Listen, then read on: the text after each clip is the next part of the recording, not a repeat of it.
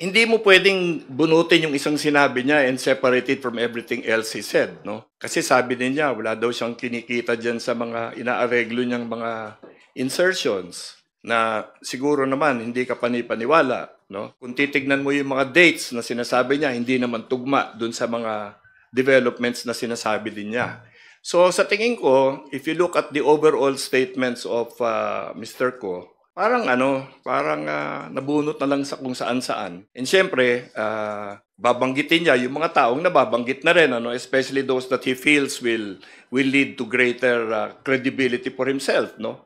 Porket matagal nang nababanggit si Speaker Romualdez, unahin niya yan, no? Kasi parang iniisip niya siguro, mas maniniwala sa kanya yung tao kung sakyan niya yung paniniwala nila. But alam mo, well, everybody knows naman that he worked very closely with Speaker Romualdez, para yung mga sinasabi niya ngayon na sinabihan siya na pababaril siya, na sinabihan siyang ganito, ganyan. Parang ako, personally, hindi ako naniniwala kasi hindi ganun ang relasyon ng dalawa sa tingin ko. Dahil they, obviously, even if they did not agree in the later stages of last year until this year, matagal sila nagsama at wala namang ganyan sigurong relasyon. So, for him to accuse anybody at this point in time, I think is very presumptuous. Kasi siya na nga yung pinaka-guilty dito. Di ba? Siya yung nagtatago, hindi yung iba. Siya yung umiiwas ng mga tanong, hindi yung iba. So, ituturo niya ngayon yung marami nang na-testify sa different investigative agencies. Siya, ayaw niya magpatanong, magmi-mystery post siya ng mga ganyan. Sa tingin ko, we have to take all of this with a grain of salt. He's not credible. Period. Sir, first question, hindi totoo na kaya umalis si Saldico dahil health reasons. Kasi yun yung sinasabi niya nung January na kaya siya tinanggal dahil meron siyang mga health procedures na gagawin sa Amerika. Well, I don't know about his own reason because that came out with his own statement, no?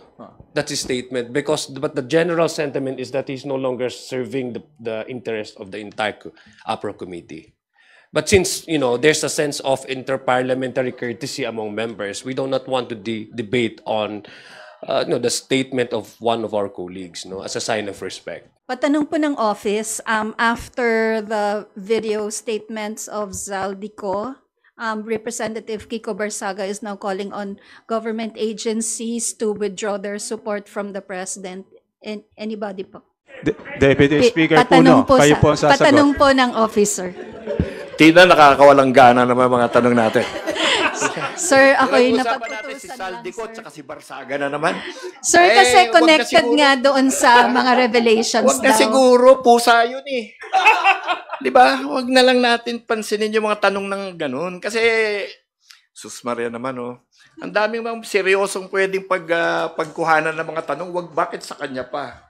Di ba? I mean, if other people will ask that, have a presumption of rationality, di ba? Di sasagutin natin, pero wag naman kahit sino na lang. Anyway, yung si Barsaga, pag-uusapan ng Committee on Ethics yan next week. So, doon na lang siya magpaliwanag. Ulitin niya siguro yung kanyang gusto mangyari dyan, doon, sa committee, pag nananagot na siya.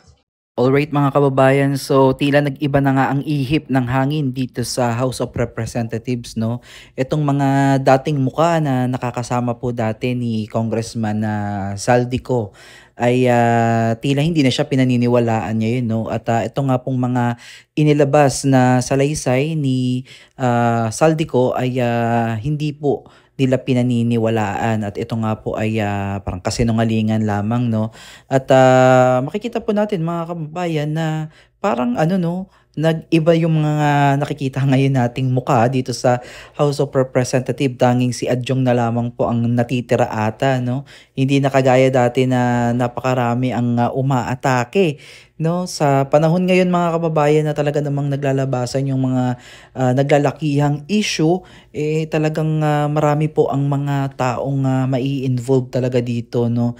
At the more na tumatagal itong pag-iimbestiga sa flood control ay talagang marami pa po talaga ang madadamay dito, no? At ayan naman yung ayaw nating mangyari mga kababayan, dahil ang gusto talaga nating mangyari ay mapanagot na po yung kung sino man po ang mastermind, no? At wag na pong pagtakpan kung sino man po ang nagkasala ay dapat na pong panagutin at wag nang i-divert pa sa iba pang mga usapin, ibang tao at iba pang issue. Kung mapapanood nyo kasi mga kababayan yung kabuuan nitong press conference ng House of Representatives ay talagang makikita ninyo na parang sinasabi nila at ipinaparating nila na hindi credible o walang kredibilidad itong si Saldico nga, no, dahil siya daw yung pinaka-guilty nga dito or mastermind nga dito dahil sa pag-iwas nga neto ni Saldico sa mga tanong sa kanya, no, at yung ibang mga naiwan dito kagaya ni Romualdez na naiwan dito sa Pilipinas ay humarap, no, parang ganito yung gusto nilang sabihin samantalang siya ay lumabas ng bansa, no, at nagtatago. At hindi naman natin masisisi itong si Saldico, no, kung bakit niya siguro ginawa yan dahil nga sa kanyang naging pahayag ay inutusan lamang siya. Ano, kung yung mga ginagawa niya ngayon ay ipinag-utos sa kanya yan na umalis na lang sa Pilipinas at huwag nang mabalik at manahimik na lamang at taking care na lang daw siya, no, ng Pangulo. Yan po ang sabi niya. Sabi daw po yan ni House Speaker Martin Romualdez. Ngunit siguro sa kabilang banda nagkaroon siguro ng hindi pagkakaunawaan kaya nangyari yung mga ganitong bagay, no. At sabi nga po dito na imposibleng wala siyang naging parte dito sa naging malawakang nakawan dito sa Cabanambayan. So, well, sabihin na natin na meron siyang napala dyan at hindi mo naman gagawin yan kung wala ka naman mapapala dyan, no. So, napakaraming speculation dyan, no. Maraming mga nagsasabi na baka nagkaonsihan na sa hatian o sa partihan o kaya naman siguro talagang nakonsensya na itong si Saldico dahil isa nga po sa mga anak niya yung nagsalita, no, na kumbaga pinapauwi niya yung kanyang ama at pinapasagot sa mga aligasyon laban sa kanilang pamilya, sa kanilang ama at naninindigan yung kanyang anak na kailangan may managot talaga, no, at kung itatakwil nga siya ng kanyang ama o ng kanyang pamilya ay tatanggapin niya po, no, dahil ang pakikisimpatya niya po mga kababayan dito po sa ating mga kababayang naghihirap talaga. So hindi natin alam kung ano yung totoong rason at kung meron mang tao na nasa likod ng ginagawa ni Saldico ay wala pong nakakaalam yan kundi tanging si Saldico lamang po kasi napakarami po talagang speculation, no, o maaari talagang gusto na talagang ikanta nitong si Saldico dahil masyado nang nadadrag yung kanyang pangalan dito po sa ating bansa at talagang halos isumpa na kasi yung kanilang pamilya, no. At ito yung malaking kapalit at kabayaran sa ginawa nilang pagkakamali sa mamamayang Pilipino kasi kahit yung pinaka ugat-ugat ng kanilang pamilya ay nakamarka na yan, eh.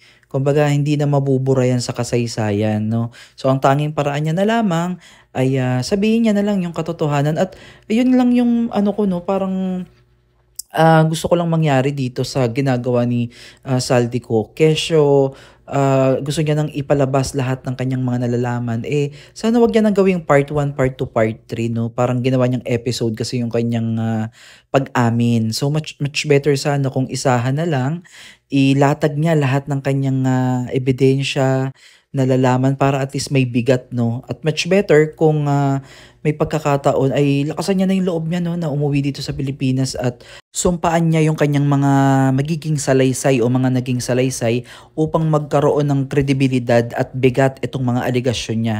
Laban nga po dito kay former House Speaker Martin Romualdez at dito po kay Pangulong Marcos, no.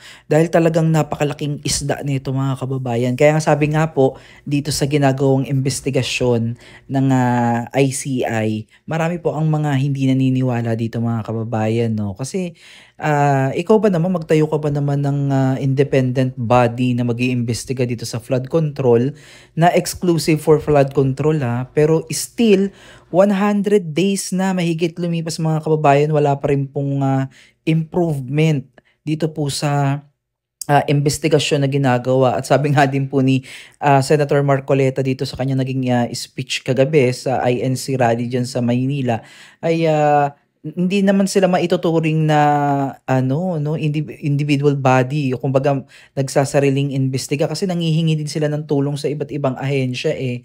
So, grabe talaga mga kababayan, hindi natin alam kung saan ba tayo patutungo dito hangga't hindi natin nalalaman at natutumbok ang, pinakaulo nitong, kaguluhan na nangyayari po dito sa ating bansa.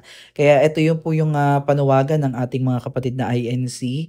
Nagkaroon po sila ng peaceful rally dito po sa Quirino Grande at pangalawang araw na po ngayon ng kanilang malawakang protesta laban po dito sa korupsyon, no. At ayun lang mga kababayan, wala talagang maidudulot itong korupsyon kundi pagkakawatak-watak ng mga Pilipino at pagkakagulo, kawalan ng tiwala sa gobyerno at sa ating mga public servant, no. Kaya mahirap talaga, kailangan wakasan na itong korupsyon na ito dahil walang magandang maidudulot ang ganitong bagay. Kaya naman mga kababayan, kung gusto niyo panoorin yung kabuuang konteksto nitong pinagsasabi ko, panoodin niyo po yung nangyaring press con sa House of Representatives and also dito po sa mga balita na maririnig po natin, no, sa ating social media at maging mapanuri po tayo sa ating mga mapapanood. Alright, so maraming salamat mga kababayan at mag-ingat po kayo palagi. God bless po sa inyong lahat.